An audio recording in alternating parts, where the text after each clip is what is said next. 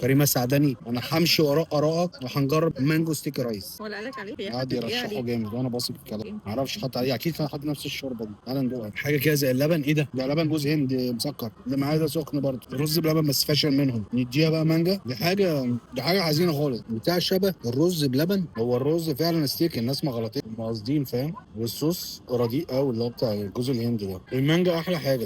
ده بلبن المفروض يفتح هنا بتاع الناس دي هتقفل. بص الميكس حزين، رز معجن مسكر عليه صوص كده جوز هند. نجرب بقى الكباب اللي مش عارف الايه، البوسني ولا الكباب الايه ده؟ مش بوسني ده حاجه تانية. شوف بقى حته بقى الكباب بقى دي، واحد كباب بيتقطع بالايد اهو، ولا يا ولا وعدي واحد كباب في الطرش. اديها بقى كده، ده الكلام اللي يتاكل يا جدعان. تقول لي مانجو ستيكي رايس ده يا راجل؟ دي تجربه الاسيويين دي دايما مع احترامي.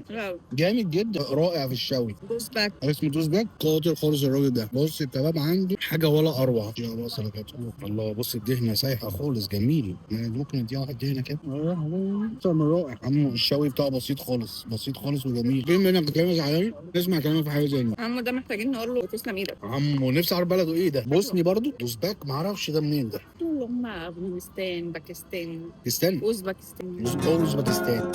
Ey, yüreğim fal dumanı, bu kalbim oldu manı.